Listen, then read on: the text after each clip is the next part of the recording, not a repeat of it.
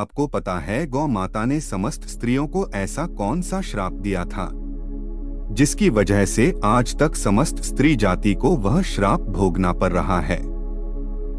गौ माता का एक ऐसा श्राप जिसे टाला नहीं जा सका। दोस्तों, वह श्राप कौन सा था? चलो मैं एक कथा के मध्य से आपको बताता हूँ। मित्रों, एक समय की बात है जब भगवान श्री कृष्ण अपनी राजगद्दी पर विराजमान थे। तब उनके पास देव ऋषि नारद मुनि आते हैं और कहते हैं, है प्रभु, मैं आज मर्त्य लोक में भ्रमण कर रहा था।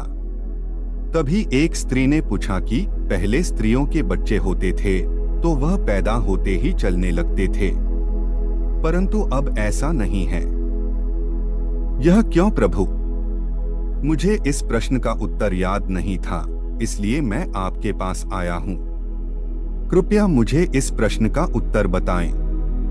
तब श्री कृष्ण कहते हैं, है देवर्षि, तुम्हारा यह प्रश्न समस्त स्त्री जाति के लिए अत्यंत महत्वपूर्ण है। अगर तुम इस प्रश्न के उत्तर को जानना चाहते हो तो ठीक है, मैं तुम्हें एक कथा सुनाता हूँ। तुमको इस कथा के माध्यम से पता चल जाएगा कि किस वजह से अब स्त्रियों का बच्चा पैदा होते ही चल नहीं पाता है। तब देवर्षि नारद कहते हैं, है प्रभु, मैं इस कथा को पूरा ज्ञान से सुनूंगा, कृपया आप कथा को सुनाइए। मित्रों, आज की कहानी शुरू करते हैं। उससे पहले एक निवेदन करूंगा आपसे। आप हमारे इस चैनल पर पहली बार आए हैं, आपने अभी तक इस चैनल को सब्सक्राइब नहीं किया है तो आप पहले चैनल को सब्सक्राइब अवश्य कर लें। यह हमारा आपसे निवेदन है। बेल आइकन घंटी को अवश्य दबाएं, जिससे जो भी हम वीडियो अपलोड करें उसका नोटिफिकेशन सबसे पहले आप तक पहुंच सके। आप किसी भी जानकारी से, किसी भी ज्ञान से वंचित न रह सको। मित्रों, हो सके तो अपने सगे संबंधी मित्रों, रिश्तेदारों के पास तक इस वीडियो को शेयर अवश्य करें। प्यारी प्यारी कमेंट अवश्य किया करें। मित्रों, कहानी शुरू करते हैं। एक बार एक किसी नगर में एक विजय नाम का व्यक्ति रहता था। उसका पास में एक गौ थी। वह गौ दूध देती थी और विजय उसे गौ को हरा भरा चारा लाकर उसका दूध निकाल करके उसे दूध को बेचा करता था। विजय गौ का दूध खुद भी पीता था और अपने परिवार वालों को भी पिलाता था। गौ के दूध की वजह से ही विजय अपने घर की दिनचर्या चलता था। विजय का समय इसी तरह से व्यतीत हो रहा था। कुछ दिनों का बाद एक समय ऐसा आया कि जब विजय को गौ ने दूध देना बंद कर दिया। जैसे ही गौ ने दूध देना बंद कर दिया तो इधर विजय ने उस गौ को चार डालना बंद कर दिया। और एक दिन ऐसा आ गया कि उस दिन विजय ने गौ को बहुत मारा पिटा और उसने उस गौ को घर से ले जाकर जंगल में छोड़ दिया। अब वह गौ बेचारी अकेली पड़ गई।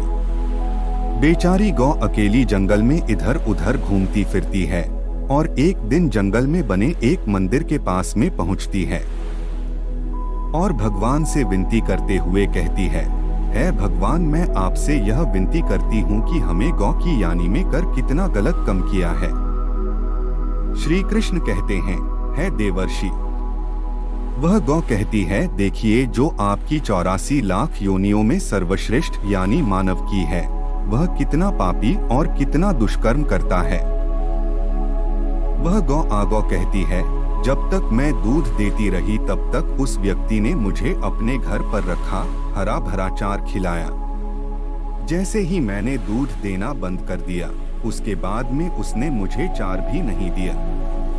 इतना ही नहीं, उसने तो मुझे घर से बाहर ही निकाल दिया। अब मैं इधर उधर भटक रही हूँ। अब जंगल में चार का खा करके, जंगल में घास खा करके मैं अपने पेट को भरती हूँ। है भगवान, आपने जो सर्वश्रेष्ठ यानी बनाई है, यह तो कितनी स्वार्थी और लालची यानी है। श्री कृष्ण कहते हैं कि है देवर्षि नारद, धीरे धीरे समय व्यतीत होता चला गया। गौ बेचारी इधर उधर भटकती रही। जब भी वह गौ विजय के द्वारा पर आ जाती है तो विजय उसे लाठी लेकर के उसे गौ को जंगल की तरफ, खेतों की तरफ भाग करके आता है। श्री कृष्ण कहते हैं, है देवर्षि, धीरे धीरे जब वह गौ एक दिन गर्भवती हो जाती है, तो अब जैसे ही 3 महीने का गर्भ हुआ है, तो इस जंगल से एक स्त्री गुजर रही थी। उसे स्त्री ने जैसे ही उस गौ को देखा, उसने माँ में सोचा कि यह गौ तो गर्भवती है, मैं एक काम करती हूँ, इस गौ को मैं पाल लेती हूँ। जब इसका बच्चा हो जाएगा तो यही गौ मुझे दूध देने लगेगी, तब मैं इसका दूध खुद पीऊंगी और साथ ही अपने परिवार वालों को भी पिलाऊंगी और बिक्री भी करूंगी। लेकिन जैसे ही वह स्त्री उस गौ को पकड़ने के लिए अपने पति को बुलाने के लिए जाती है और जब तक उसका पति वहां पर आता है, तब तक वह गौ वहां से चली जाती है। धीरे धीरे और समय व्यतीत होता गया। श्री कृष्ण कहते हैं, है देवर्षि, जब उस गौ के प्रसव का समय नजदीक आ गया, तब वह एकांत जंगल में सुरक्षित जगह पर जाकर के उस गौ ने एक बछड़े को जन्म दिया। श्री कृष्ण कहते हैं कि है देवर्षि, प्रसव के कुछ समय बाद वही स्त्री इस जंगल में घास काटने के लिए गई हुई थी। जैसे ही उसने दूर से देखा कि एक गौ ने अपना बच्चा जन्म दिया हुआ है, तब वह स्त्री उसके पास गई और उसने ध्यान से उस गौ को देखा तो बोली कि अरे, यह तो वही गाय है। इस गाय ने तो बछड़ा दे ही दिया, चलो अच्छा हुआ। वह स्त्री सोचती है, अब मैं इस गौ को पकड़ के अपने घर पर अवश्य ले जाऊंगी। जैसे ही वह स्त्री उसे गौ के पास से अपने पति को बुलाने के लिए जान लगती है, तभी गौ ने इस समय उसे स्त्री से कहती है बहन, आज तुम हमारे ऊपर एक परोपकार कर दो। यह हमारा जो बच्चा है, यह पीछे पड़ा हुआ, इसे उठाकर कि तुम मेरे पीठ के ऊपर रख दो। मैं अपने बच्चे को लेकर के किसी सुरक्षित जगह पर चली जाऊंगी, क्योंकि यह मेरा बच्चा 8 महीने बाद चलने लायक हो पाएगा, 8 महीने बाद अपने पैरों पर चलेगा। श्री कृष्ण कहते हैं, है देवर्षि नारद, जैसा अभी है ऐसा पहले नहीं था। पहले गौ का बच्चा 8 महीने के बाद ही अपने पैरों पर चलने लायक हुआ करता था।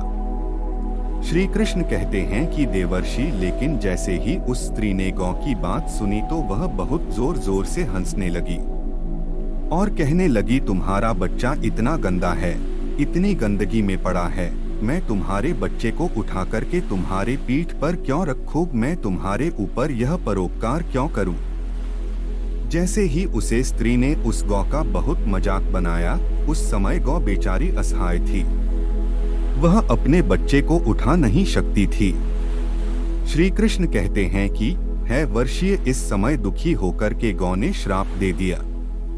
उसने श्राप देते हुए कहा कि जो आज तुम्हारा बच्चा जन्म लेने के बाद तुरंत चलने लगता है, लेकिन आज मैं श्राप देती हूँ, तुम्हारा बच्चा जन्म लेने के 10 महीने बाद ही अपने पैरों पर चलने लायक होगा। और जो यह मेरा बच्चा आज चल नहीं पा रहा है और यह आज के बाद पैदा होते ही बहुत जल्द अपने पैरों पर चलने लायक हो जाएगा।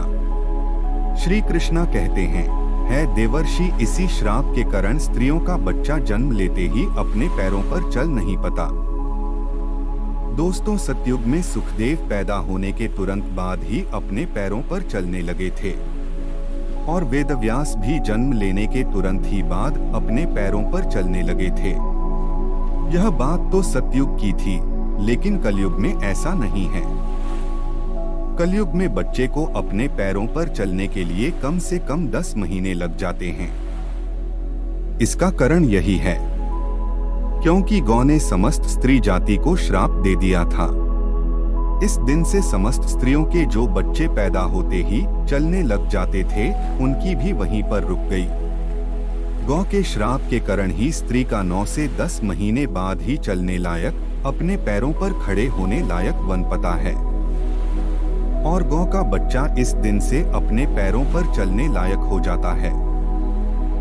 इसीलिए किसी की आत्मा को कष्ट नहीं देना चाहिए और यही सनातन धर्म का सबसे बड़ा धर्म है।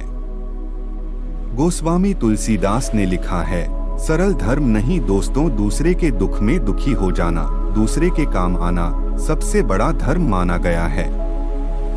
तो इसलिए हमें असहाय पशु जाते हैं लेकिन स्त्रियों के बच्चों पर इसका विपरीत प्रभाव पड़ा कि जन्म के तुरंत बाद स्त्री का बच्चा चलने लायक नहीं बन पाता। एक स्त्री की गलती से आज समस्त मानव जाति की महिलाओं को उसे श्राप का खामियाजा आज भी भुगतना पड़ रहा है। मित्रों, आपको यह जानकारी कैसी लगी हमें कमेंट में अवश्य बताइएगा और कमेंट में जय श्री कृष्णा अवश्य लिखना। साथ ही अगर आप हमारा चैनल पर नए हैं तो चैनल को सब्सक्राइब अवश्य कर लेना। हो सके तो इस वीडियो को ज्यादा से ज्यादा लोगों तक अवश्य शेयर करें। वीडियो देखने के लिए आपको दिल से बहुत बहुत धन्यवाद। जय श्री कृष्णा। राधे राधे।